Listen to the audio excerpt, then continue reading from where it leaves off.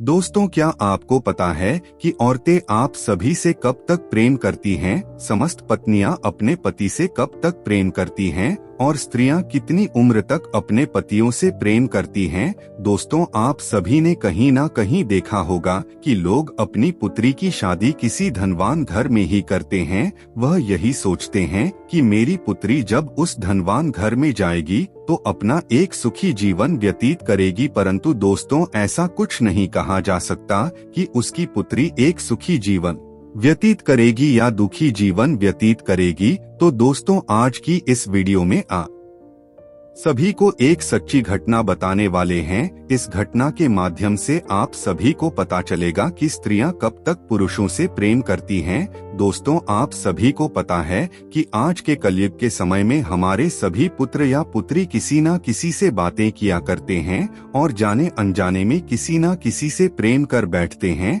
और दोनों के बीच प्रेम हो जाने के बाद कुछ संभव नहीं होता कि उन दोनों की शादी हो जाए। दोस्तों, जब उन दोनों की शादी नहीं होती तो दोनों प्रेम के वशीभूत होकर अपने घर परिवार को छोड़कर भाग जाते हैं और कहीं पर बसेरा कर लेते हैं और शादी भी कर लेते हैं। दोस्तों, आज के कलयुग के समय में ऐसी चर्चाएं हर कहीं सुनने को मिलती हैं। दोस्तों, आज के कलयुग के समय में यह सब होना आम बात है। दोस्तों, आज आप सभी को बताएंगे कि वह कौन सी स्त्रियां हैं जो अपने पति को मरते दम तक प्रेम करती हैं, और वह कौन सी स्त्रियां हैं जो अपने पति के होते हुए भी पराया पुरुष की ओर आकर्षित रहती हैं और अपने पति से दिखावे मात्र के लिए प्रेम करती हैं। दोस्तों, एक बार की बात है, देवी सत्यभामा भगवान श्री कृष्ण के पास जाती हैं और भगवान श्री कृष्ण से पूछते हैं, हे प्रभु, आज मेरे मन में एक विचित्र प्रश्न उठ रहा है।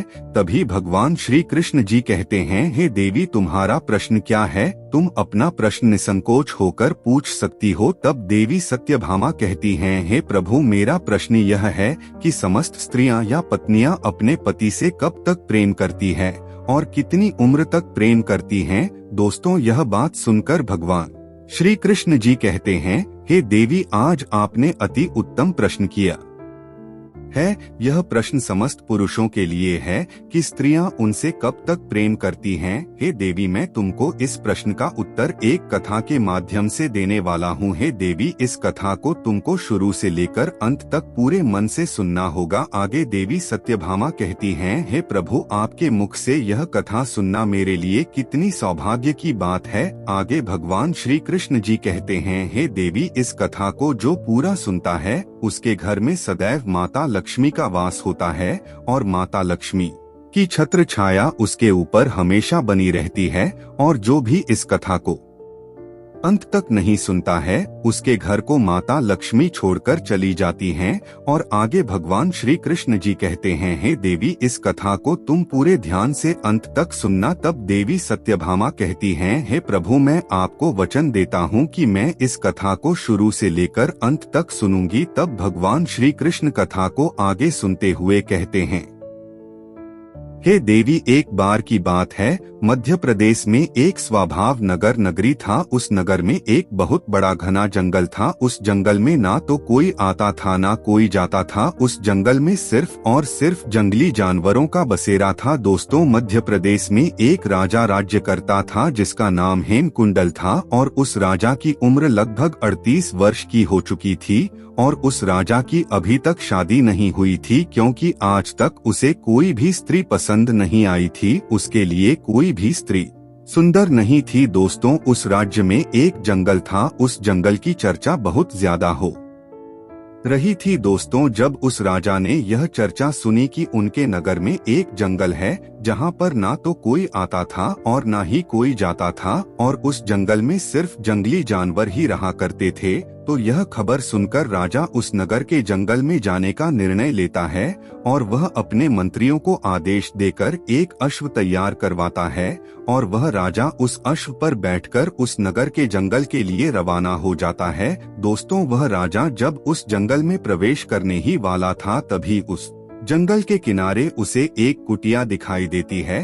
तब वह राजा सोचता है कि मैंने सुना था कि इस जंगल में ना तो कोई आता था और ना ही कोई जाता है, तो यहाँ पर यह कुटिया कैसे? तब वह राजा उस कुटिया को बड़े ध्यान से देख रहा होता है, तो वहाँ पर उसे एक सुंदर स्त्री दिखाई देती है। वह इतनी सुंदर थी कि राजा उसे एक बार ही देखने पर उस पर मोहित हो गया, और वह राजा दूर से ही उस स्त्री पर नजर रखे हुए था और बड़े ध्यान से उस स्त्री को देख रहा था। और जब वह राजा उस स्त्री के पास जाता है, तो वह राजा देखता है कि वह एक वैश्या है। वह वैश्य बहुत ही सुंदर थी, उसने एक ही नजर में राजा का दिल जीत लिया था।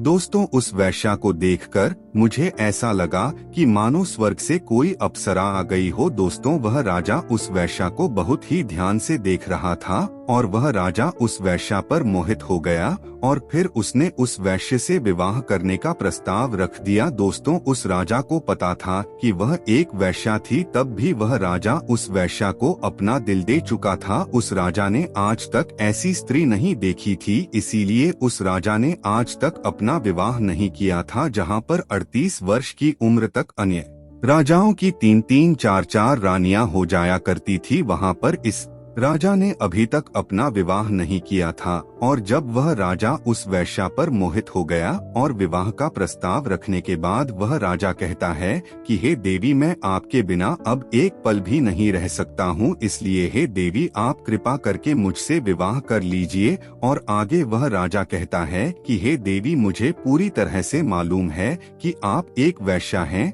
तब वह वैश्या कहती है, हे महाराज, मैं एक वैश्या हूँ, मैं किसी से भी प्रेम नहीं कर सकती, क्योंकि महाराज, वैश्या का कोई भी धर्म नहीं होता है और वेश्याएं सिर्फ और सिर्फ धन से प्रेम करती हैं। वेश्याओं को जहाँ पर धन अधिक मिलेगा वहीं पर वैश्या जाएगी। क्या महाराज, आपको पता है कि हमारे जीवन में आपके जैसे हजारों लोग आते हैं और मेरे ऊपर सैकड़ों लाखों स्वर्ण मुद्राएं लुटाकर चले जाते हैं। आगे वह राजा कहता है, हे देवी, मैं आपके कहने का मतलब नहीं समझ पाया हूँ कि आप कहना क्या चाहती हैं। हे देवी, कृपा करके आप मुझे विस्तार से बताएं। तब वह वैश्या कहती है, हे राजन, मैं अभी तक कुंवारी हूँ, अभी तक मेरा विवाह नहीं हुआ है, फिर भी मैं एक विवाहित स्त्री की तरह ही अपना जीवन व्यतीत कर रही हूँ, क्योंकि है राजन, मेरे पास हर दिन नए नए पुरुष आते हैं और मेरे शरीर को अपनी हवस का शिकार बनाकर अपनी हवस बुझाते हैं और मेरे ऊपर हजारों स्वर्ण मुद्राएं खर्च करके चले जाते हैं। हे राजन, मुझे वैश्या होने के कारण यह सब करना पड़ता है। तब वैश्या आगे कहती है, हे महाराज, मेरा आपसे निवेदन है कि आप अपने राज्य के लिए पुनः वापस चले जाएं और आप मुझसे विवाह करने की इच्छा को त्याग दीजिए, क्योंकि आप इस मध्य प्रदेश के एक प्रसिद्ध और शक्तिशाली धर्मपरायण राजा है। आगे वह वैश्या कहती है, हे महाराज, अगर एक राजा किसी वैश्या से विवाह करेगा तो न जाने महाराज, हमारे समाज में आपका ना जाने कितना अपमान होगा। है महाराज, किसी राजा को एक तुच्छ वैश्या से विवाह करना शोभा नहीं देता है। आगे राजा से कहती है, हे राजन, ना जाने कितनी राजकुमारियां आपको मुझसे भी सुंदर सुंदर मिल जाएंगे। आप उन राजकुमारियां के साथ विवाह करके अपना एक सुखी जीवन व्यतीत कर सकते हैं। और हे राजन, अगर रही बात मुझसे शादी करने की, तो आप मेरे शरीर का एक बार भरपूर आनंद लेने के बाद आप अपने राज्य में वापस लौट जाएं। आगे वह राजा कहता है, हे देवी, मैं आपके बारे में सब कुछ जानता हूँ, फिर भी मैं आपकी सुंदरता पर मोहित हो चुका हूँ। मैं किसी भी हालत में आपसे विवाह करना चाहता हूँ। दोस्तों, वह राजा उस वैश्या की सुंदरता पर पूरी तरीके से मोहित हो चुका था और उसके प्रेम में अंधा हो चुका था और उस राजा को अब खुद पर नियंत्रण नहीं हो रहा था। दोस्तों, फिर उस राजा की जिद पर उस वैश्या ने कहा है, राजन, ठीक है, मैं आपसे विवाह करने के लिए तैयार हूँ, मैं आपसे विवाह अवश्य करूँगी, मैं आपकी रानी अवश्य बनूंगी, परंतु महाराज, मेरी कुछ शर्तें हैं जिन शर्तों को आपको मंजूर करना होगा। अगर आप मेरी इन शर्तों को मंजूर कर लेते हैं तब मैं आपसे विवाह कर लूंगी और मैं आपकी रानी बन जाऊंगी। तब वह राजा कहता है, हे देवी, आप अपनी शर्त बताएं, मैं आपकी शर्तें अवश्य मानूंगा। आगे वह वैश्या कहती है कि हे महाराज, मेरी वृद्ध माता और पिता है, आपको इन्हें अपने राजमहल में ले जाना होगा और मेरे माता पिता की अच्छी तरीके से देखभाल करनी होगी और अगर मेरे माता पिता को कभी भी कोई भी परेशानी हो गई तो मैं आपके राजमहल को छोड़कर चली आऊंगी। और महाराज, मेरी दूसरी शर्त यह है कि आपके महल में रहकर मैं जो भी करूंगी आप मुझे रोकेंगे नहीं। जिस दिन आपने मेरे ऊपर कोई भी पाबंदी लगाने की कोशिश की तो मैं उस दिन आपके राजमहल को छोड़कर चली आऊंगी। दोस्तों, यह 2 शर्तें उस वैश्या ने राखी और फिर वह राजा तो वैश्या के प्यार में अंधा हो चुका था। वह उस वैश्या की इन दोनों शर्तों को मान लेता है और उस वैश्या को वचन दे देता है और कहता है, हे देवी, आप जैसा कहो वैसा ही होगा, परंतु आप मुझसे विवाह करके मेरे राजमहल चलिए, क्योंकि मैं आपके बगैर अब एक पल भी व्यतीत नहीं कर सकता। क्योंकि हे देवी, मैं आपसे बहुत अधिक प्रेम करता हूँ और मैं आपके बगैर जीवित नहीं रह सकता। इसलिए हे प्रिय, आप देर ना करते हुए मुझसे विवाह करके हमारे राजमहल में चलिए और आपने जो शर्तें बताए हैं मैं उन्हें पूर्ण तरीके से उन शर्तों का पालन करूंगा। फिर दोस्तों, उस वैश्या ने उस राजा से शादी कर ली और फिर अपने बूढ़े माता पिता को लेकर उस राजा के साथ विवाह आदि संपन्न करके वहां से राजमहल के लिए प्रस्थान कर जाती है।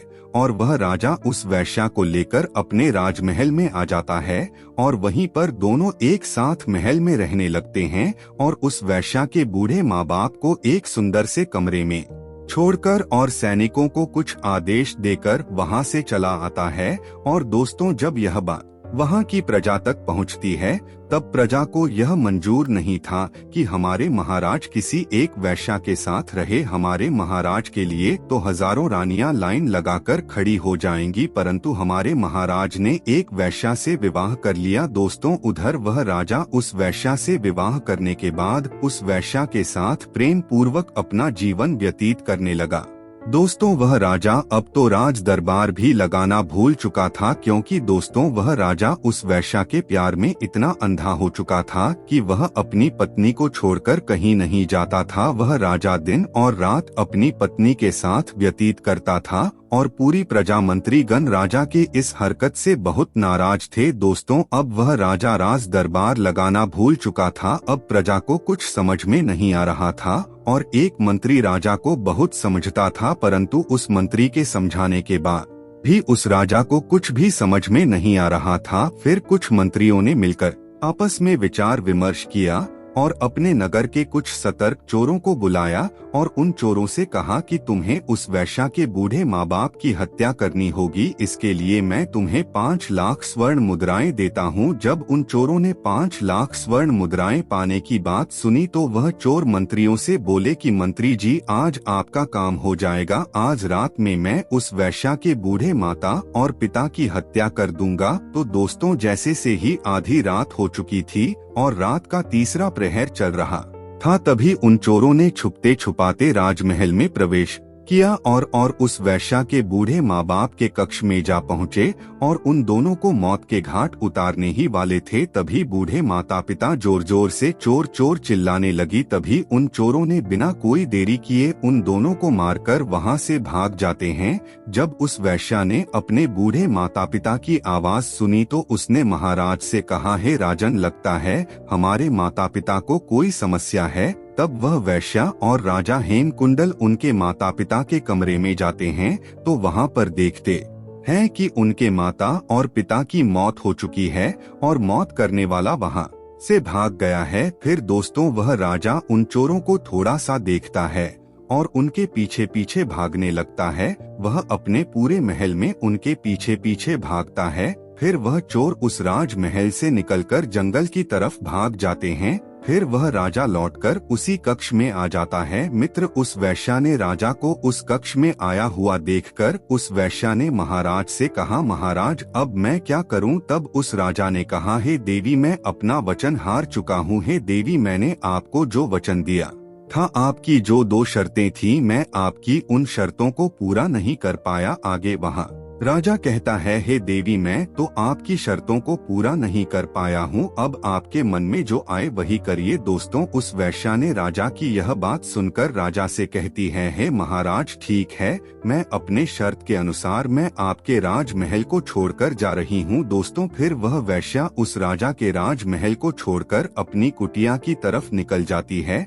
फिर वह राजा उस वैश्या को जाता हुआ देखकर बहुत चिंतित हुआ, परंतु दोस्तों वह राजा अपने शर्तों के अनुसार कुछ कर भी नहीं सकता था। वह राजा उस वैश्या को जाते हुए देख रहा था और उसकी आंखों में आंसू आ चुके थे। फिर दोस्तों वह वैश्या राजमहल से निकल जाती है। दोस्तों राजा की पत्नी वैश्या राजमहल को छोड़कर चली गई थी, तो राजा ने आज सभा लगाई और उस सभा में राजा बड़ी मायूसी के साथ बैठा हुआ था। और जब सभा खत्म हुई तब राजा वहां से चला आया और वह यही सोच रहा था कि अब तो मेरे जीवन में अंधेरा ही अंधेरा है, अब मैं उस वैश्या के बिना कैसे रहूंगा। और वह कहता है, मेरी सबसे कीमती चीज मेरी जिंदगी मुझे छोड़कर चली गई, अब मैं उसके बिना कैसे रह सकता हूँ। दोस्तों अब राजा उस वैश्या के प्रेम में इतना अंधा था कि वह ना तो कुछ खाता था और ना ही कुछ पीता था। वह रात भर अपने बिस्तर पर पड़ा होकर उस वैश्या के बारे में सोचा करता था। उसको रात भर नींद नहीं आ रही थी। दोस्तों इसी तरह धीरे धीरे कुछ दिन व्यतीत हुए। दोस्तों अब तो वह राजा पूरे दिन अपने बिस्तर पर पड़ा रहता था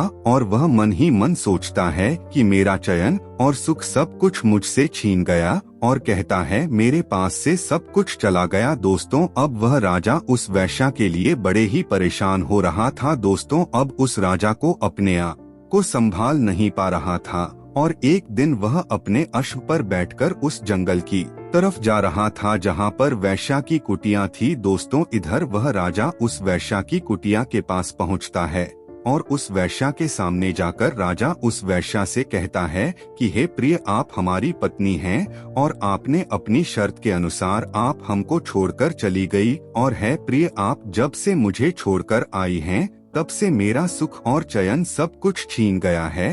अब तो पूरी रात मुझे नींद नहीं आती है, मैं पूरी रात करवटें बदलते रहता हूँ, कभी उठकर बैठता हूँ तो कभी लेट जाता हूँ।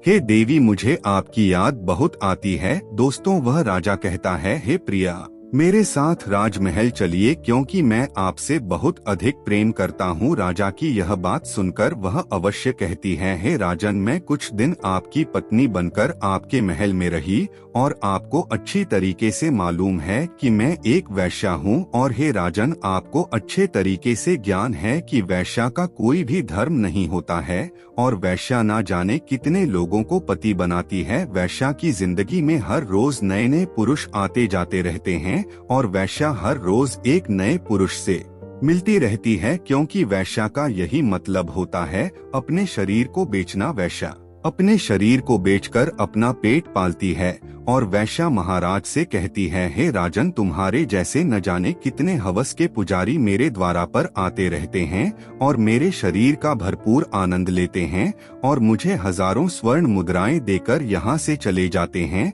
आगे वह वैश्या कहती है, हे राजन मैं आपकी शर्त के अनुसार आपकी रानी बनकर आपके महल में रही, परंतु आपने मेरी शर्तों को पूरी नहीं कर सके, इसलिए मैं आपका राजमहल छोड़कर चली आई हूँ।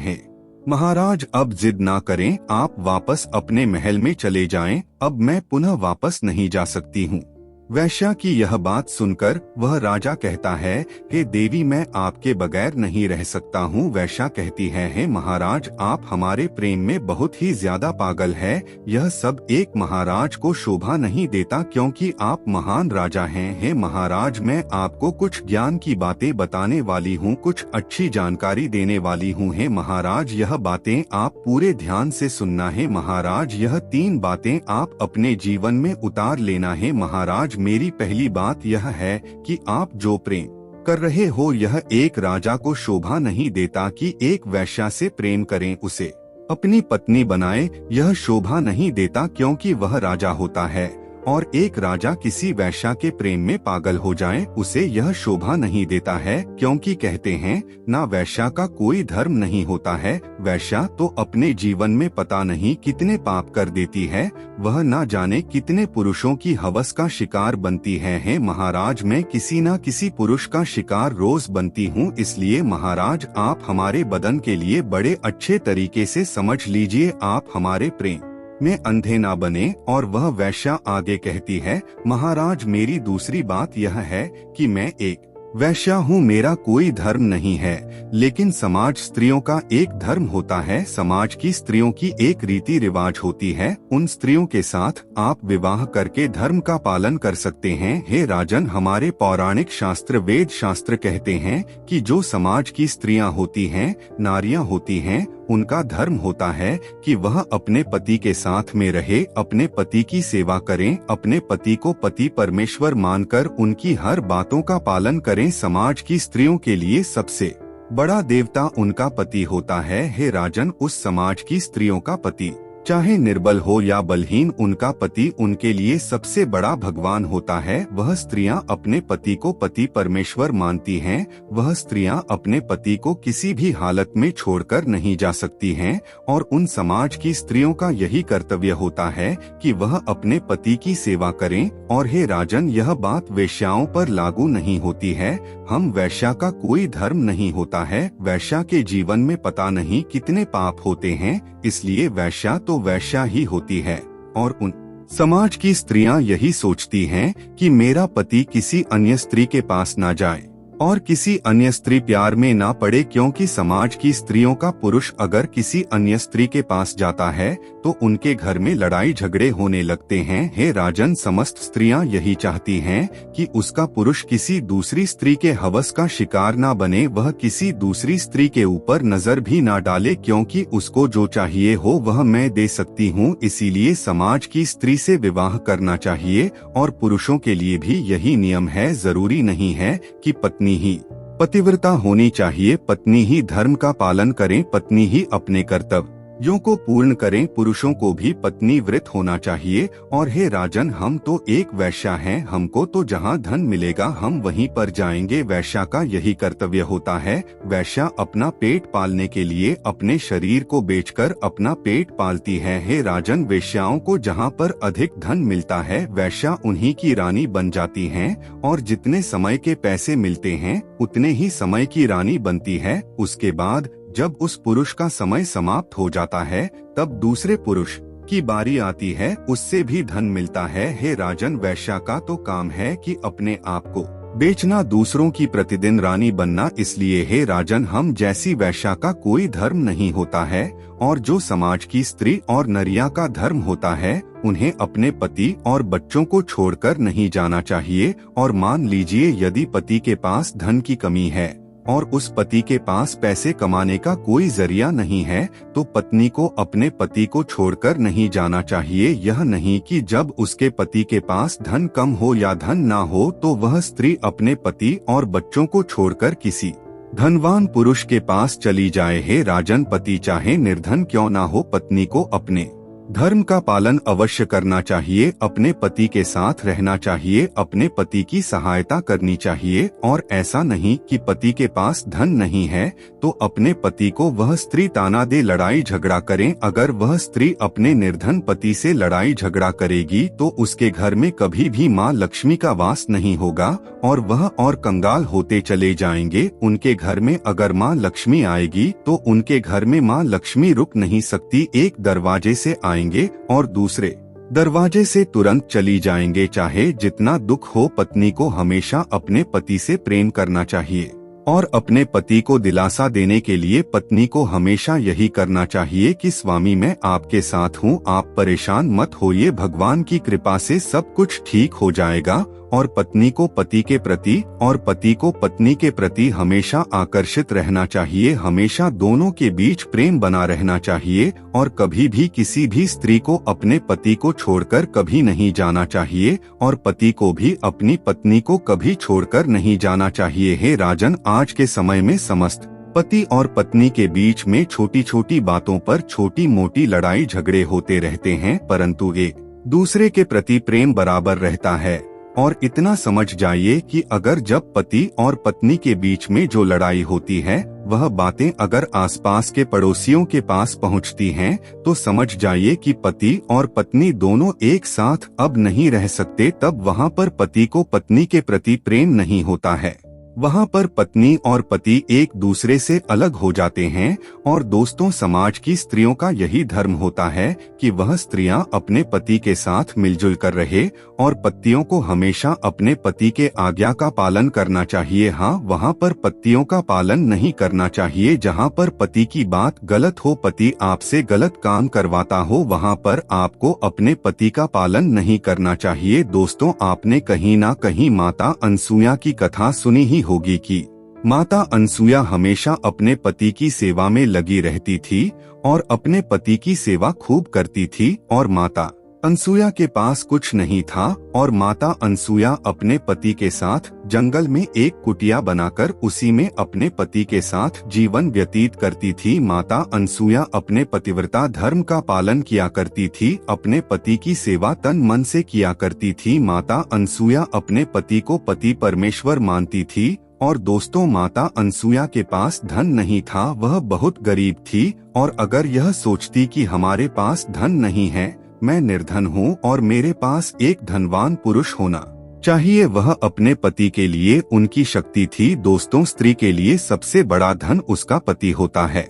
धन का मतलब यह नहीं कि उसके पास सोना चांदी और बहुत सारे पैसे हो। पतियों का सबसे बड़ा धन उनके पति होता है और उनके बच्चे होते हैं। लेकिन आज के कलयुग के समय में समस्त स्त्रियों का सबसे बड़ा धन रुपया, पैसा, धन दौलत यह सब होता है और पति कुछ भी नहीं होता। दोस्तों, आपने कहीं ना कहीं सुना होगा, कहीं ना कहीं देखा होगा, अपने गांव में, अपने घर के पड़ोस में, अपने ही घर में कि धन के लिए कितनी ज्यादा लड़ाई होती रहती है। इसीलिए हे राजन, पत्नी को हमेशा धर्म का पालन करना चाहिए। आगे वह वेश्या कहती है, हे राजन, आप वेश्याओं के चक्कर में ना पड़े, जो आप हमारे चक्कर में पड़े हुए हैं। आप हमारे प्रेम में अंधे हो गए हैं और हमारे प्रेम में जो पागल बने हुए हैं। हे राजन, राजा को अपने बारे में कभी नहीं सोचना चाहिए, राजा को अपनी प्रजा के बारे में सोचना चाहिए। आप तो अपने बारे में सोचते हैं, अपनी प्रजा के बारे में कुछ भी नहीं सोचते हैं। हे राजन, ना जाने मेरी मुलाकात प्रतिदिन कितने पुरुषों से हुआ करती है। इसीलिए राजन, आपको अपने राज्य में वापस लौट जाना चाहिए और अपनी प्रजा की देखभाल करिए और किसी राज्य की राजकुमारी से अपना विवाह कर लीजिए, जिससे आपकी प्रजा को एक महारानी मिल जाए और वह आपसे खुश रहे। दोस्तों, वह राजा उस वेश्या की बात सुनकर वह समझ जाता है और फिर वह राजा उस वेश्या से क्षमा मांगता है और कहता है, हे देवी, आज आपने मेरी बंद आंखें खोल दी, मैं बहुत गलत रास्ते पर निकल पड़ा था, आपने मुझे सही राह दिखाई है। फिर वह राजा अपने राजमहल लौट जाता है और वह एक सुंदर सी राजकुमारी से अपना विवाह कर लेता है और वह अपने राज्य में एक सुखी जीवन व्यतीत करने लगता है। तो दोस्तों, एक वेश्या ने हम सभी को बताया कि समय चाहे कैसा भी हो, पत्नी को पति के प्रति हमेशा प्रेम रखना चाहिए और पति को पत्नी के प्रति हमेशा प्रेम रखना चाहिए। तो दोस्तों, पतियों को अपने पति को मरते दम तक प्यार करना चाहिए, चाहे वह बूढ़े हो चाहे जवान हो, प्रेम बराबर रहना चाहिए। दोस्तों, आपको आज की वीडियो कैसी लगी हमें कमेंट करके अवश्य बताएं और वीडियो अच्छी लगी है तो वीडियो को लाइक और चैनल को सब्सक्राइब अवश्य करें।